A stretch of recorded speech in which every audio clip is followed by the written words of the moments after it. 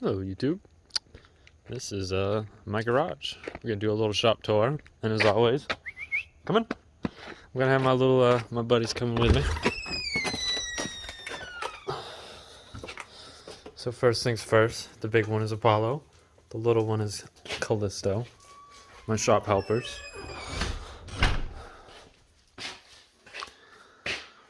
This is my shop. It's pretty much a two-car garage that is fully open and fully at my disposal. Kind of do a little quick tour here, kind of show you what's going on. The much needed mini fridge.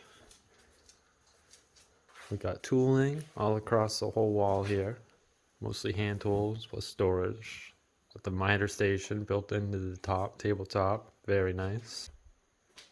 We got ourselves a little sanding storage rack there as well, with various tools. Cubbies in here holding a little bit of everything. No rhyme or reason, just to my own measures.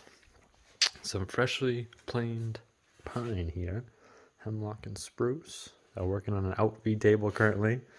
You'll notice as we go around the tour that I have about 20 projects going on at once, which is, I'm not sure if anyone else does the same thing.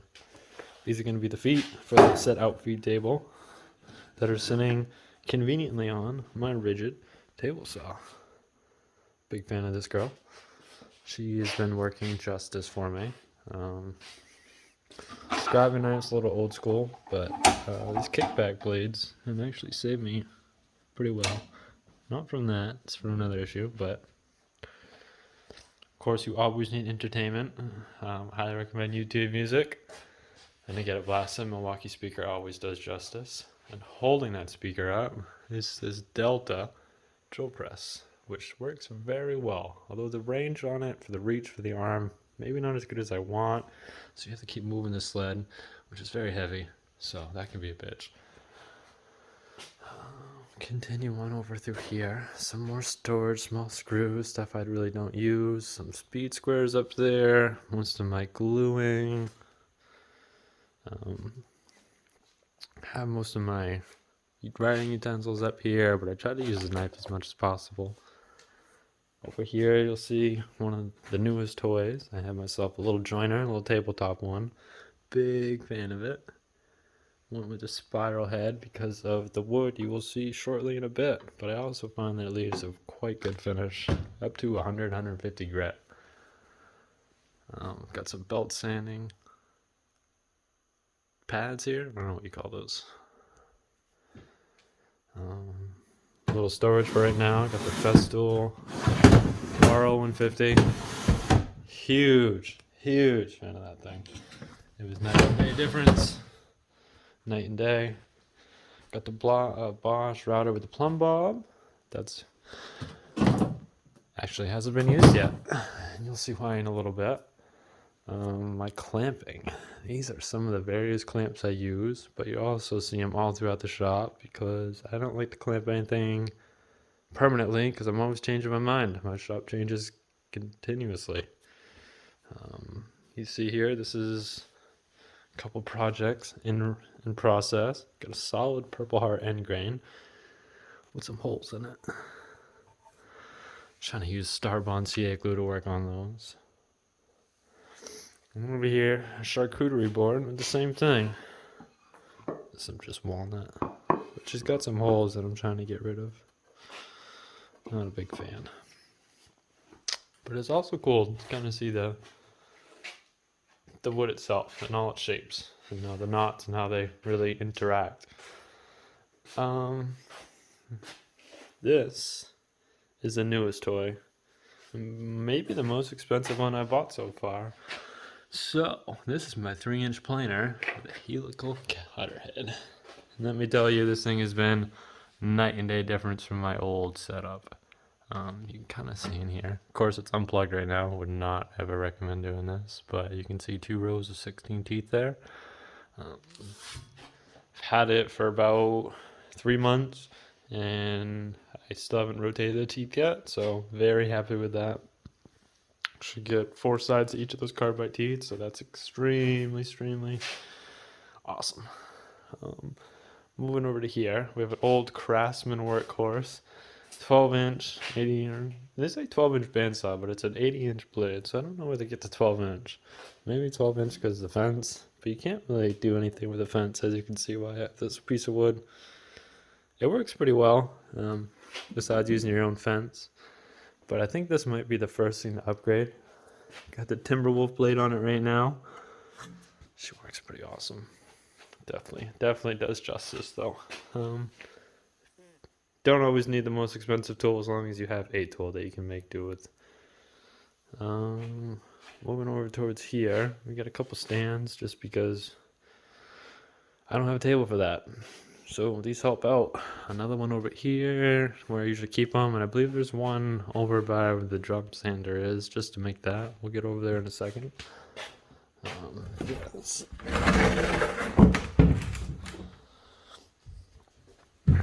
This is where the dust collection system is, and we have a remote access to it as well, which works very well. Sometimes I feel like you have to point the connector, the remote, directly into that hole, but I'm a big fan. So you don't have to walk over every time to turn it on. Then over here guarding the pieces of wood, the biggest puppy. Just a small sample of my wood selection, or my inventory I should say, of what I have going on. I'm trying to give a little close up. We'll go through it real quick. Got a little Jatoba, African rosewood. These right here are some of that pine that you saw earlier that I milled up. These are just freshly planed. Behind there we got some catalogs, maple. This stuff actually here is pretty cool. You wouldn't guess it, but this is actually birch, and it's been fire roasted or flame roasted. I forget what they call it. But I'm very excited to see what that makes out. And for all curious, it's not just on the outside. The color goes all the way through the wood. So, very excited to work with that. We've got ourselves some red heart here. These are some ends of just some recent projects. Yellow heart, rosewood, cherry. This thing's pretty cool. Some olive wood going on. Some local oak. Over here we have the table of past projects. I'm working on a table myself. As you can see, that big, very hard to say, it's a big purple heart. I love purple heart. As you can tell, I have a little obsession with it. We have another batch of boards coming through soon. Hopefully do a new design with those, which I'm pretty excited about. Yeah, like I said, just have projects for days. This is my scrap bin, one of future many. Always going through, but I never want to throw anything away because I'm hoping going to use it one day. Really cool piece of Sylvanian oak that unfortunately I'll have to cut up here soon. But man, I love that. Then moving over, so over here we have the storage area. And this is very messy, but it seems to be working pretty well right now.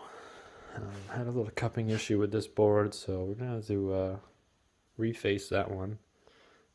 Most of the projects over here, they just had small issues with them. I'm not really sure what. Like this one, for instance, we had a little gap there. Not a fan. Alright, I shouldn't say not a fan. I should say it's nothing I would feel comfortable selling. And then here, obviously, we have quite the indentation. And the list goes on. So this is just a pile of stuff I got to come back to. Pile of more boards. These are some end grain designs I'm going to border around here soon. Just, like I said, projects everywhere. This is more of that hemlock and pine and spruce I just wanted to let dry. A little bit more storage rack. We have a sander over here that I never use. It's definitely really loud, and I feel like just makes more of a mess than it does good. But we don't throw it away. The old planer, which has done its work, but with these exotic woods with their density, I don't think it would have the same end result. You know, I feel like with this, you definitely have to send it back through something to finish it better. Which brings me to my next little toy. We have ourselves the jet drum sander. I'm a big fan of this thing. This is probably my first real hobbyist toy, and I couldn't say anything better about it. Although I would say that if you're starting off, don't get one of these and start milling with it.